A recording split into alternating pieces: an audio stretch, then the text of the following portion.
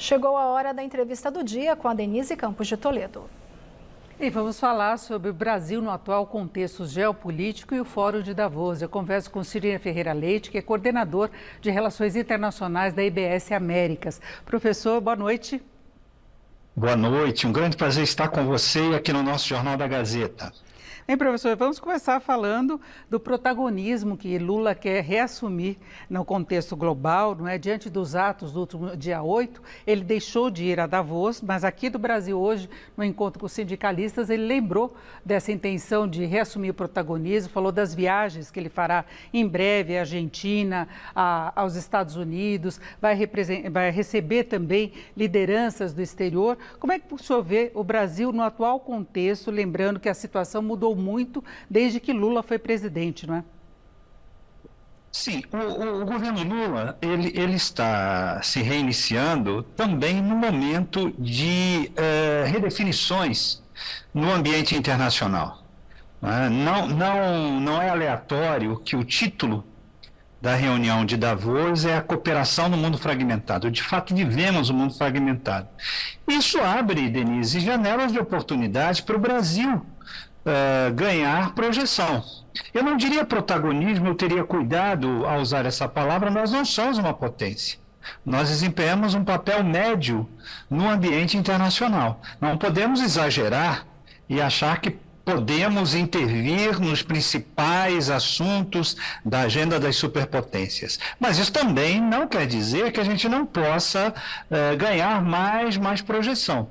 E, sobretudo, se valer da política externa como instrumento do desenvolvimento nacional. E é isso que nós esperamos do governo, né? Inclusive Fernando Haddad, que participou do painel da América Latina, reafirmou a necessidade de uma união maior de desenvolvimento da região, talvez com ampliação do Mercosul. Ele acredita que dê para usar, inclusive, a energia limpa como instrumento de crescimento, de desenvolvimento, até para fazer frente a outros blocos. O senhor concorda com essa ideia, com essa possível ampliação do Mercosul? É o único caminho seguro para um país como o Brasil e eu diria para os nossos vizinhos aqui da América do Sul. É a cooperação regional. Este é o melhor caminho para o fortalecimento das economias nacionais. A formação do Mercosul, ele tinha exatamente esse espírito. E não só por um descaso do governo anterior, mas também com o agravamento da pandemia e com um certo esgarçamento da cooperação internacional, não só o Mercosul, mas outros blocos regionais importantes perderam aquele vigor. Então, nesse momento de retomada, é uma decisão correta apostar exatamente no regionalismo. E no caso do regionalismo, para o Brasil, é investir todas as suas energias no Mercosul, fortalecer o Mercosul. Essa é a nossa referência. Agora, professor, eu falava da mudança do contexto global desde que Lula esteve na presidência, porque nós tivemos aí uma disputa, até guerra comercial, entre a China e os Estados Unidos, as duas economias disputando sim o protagonismo. Nós temos toda a situação colocada pela guerra na Ucrânia, que é inclusive tema de discussão no Fórum de Davos, talvez com a OTAN fortalecendo ainda mais o país para resistir às investidas de Putin, que vem numa ofensiva maior aí nas últimas semanas. E é um contexto diferente, com outras preocupações geopolíticas também, não é? Denise, você lembrou muito bem, né? Se a gente comparar o contexto dos dois primeiros governos Lula com esse contexto, é muito diferente, né? Os dois primeiros governos foram momentos muito bons para a economia mundial, momento de crescimento, momento do grande take-off, né? Do grande crescimento chinês, da exportação das commodities, do crescimento do agronegócio, né? Agora, Denise, uma das grandes discussões no Fórum de Davos é a provável recessão que vai marcar 2023.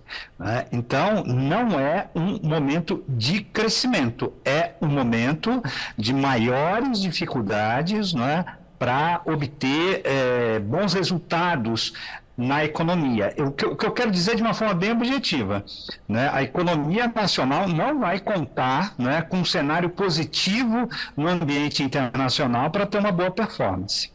Agora, professor, tem uma outra questão política que é o avanço da extrema-direita, não é? Lula deve até discutir essa questão com Biden nos Estados Unidos por causa do que ele enfrentou, as manifestações lá também de apoio a Trump, como os atos que o Brasil enfrentou, né, acompanhou no último dia 8 de janeiro, não é? E nós tivemos aí ofensivas da extrema-direita também contra países europeus. Recentemente foi descoberto, inclusive, um plano contra o governo na Alemanha. Então, houve um avanço efetivo da extrema-direita e numa atitude que utiliza muito as redes sociais, fake news, uma situação meio de bastidores, se a gente pode falar assim. Como é que o senhor vê o Brasil nessa situação? Veja, é notório o crescimento, né, do extremismo, notoriamente a direita. A direita está no poder, por exemplo, na Hungria, na Polônia. O Brasil, dentro desse contexto, eu olho de uma forma positiva. Penso que nós, apesar do que aconteceu, do desastre, né, que foram os eventos, né, de Brasília, a democracia brasileira se mostrou sólida o suficiente para não estar abalada, não é? Então, nós, inclusive agora no Fórum Mundial de Davos, foi importante a participação brasileira exatamente para mostrar, ó, estamos aqui. Os poderes federais foram fisicamente atingidos, os prédios, mas a democracia brasileira, né, ela se mostrou muito mais forte. Então, esse é um farol, é uma sinalização positiva, né? Como eu digo, principalmente para a América do Sul, que é a nossa área de maior influência, a área mais sensível à nossa liderança. Agora, professor, o governo Lula sempre foi muito criticado pela proximidade com alguns países da América do Sul e da América Latina, pela questão ideológica, por serem países de esquerda, com governos de esquerda, e alguns ditadores, né, como é o caso da Venezuela, por exemplo, de Nicarágua. O senhor fala que seria um caminho para fortalecer todo o bloco e garantir um desenvolvimento maior. Como é que fica essa questão ideológica? Olha, a questão ideológica, ela precisa ser resolvida. O governo Lula está começando, tem aí 2 semanas de governo, porque também um aspecto político é bem diferente dos 2 primeiros governos. Agora a gente tem uma frente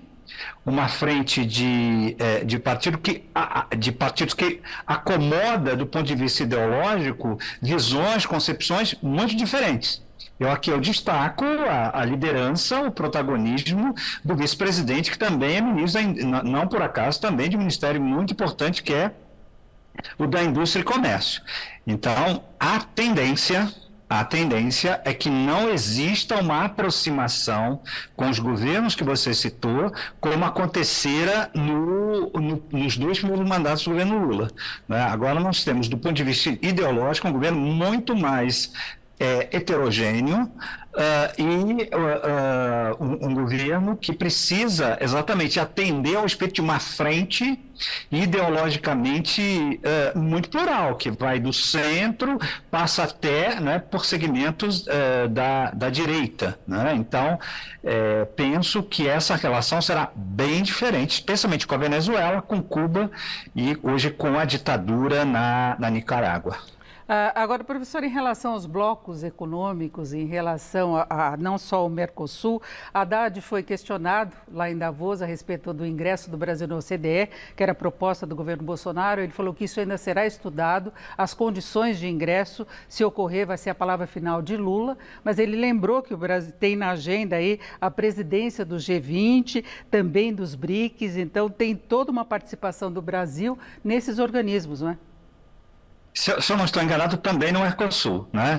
Então, os BRICS, um bloco importantíssimo para o Brasil, porque envolve líderes regionais de diferentes continentes, África, a Ásia, né?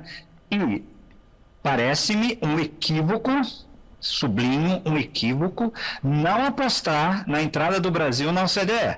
né? Seria aí um momento de afirmação, de consolidação de uma economia. Quem participa da OCDE tem uma economia moderna, uma economia conectada com a quarta revolução industrial, com os desafios do século XXI.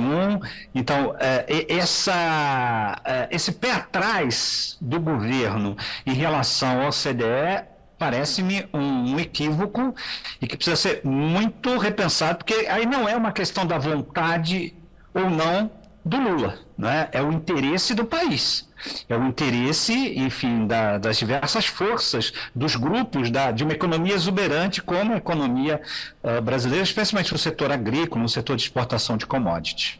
Agora, em relação ao G20, por exemplo, a gente vê o Brasil com uma participação muito mais efetiva do que nós tivemos durante o governo Bolsonaro, que tinha dificuldades até de relacionamento com vários países integrantes, não é?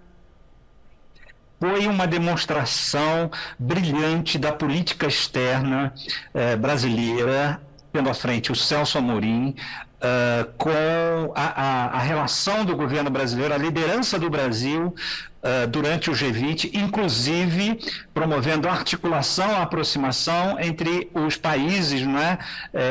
Que a gente poderia chamar de potências médias do sistema internacional. Então, sem dúvida, há aí novamente uma oportunidade muito auspiciosa do Brasil ganhar projeção, sim, retomando esse papel de grande eficiência diplomática, sendo uma potência média e não uma superpotência do sistema internacional. É isso, ouvimos Sidney Ferreira Leite, que é coordenador de Relações Internacionais do IBS Américas. Professor Sidney, muito obrigado, uma boa noite. Uma boa noite. Com vocês.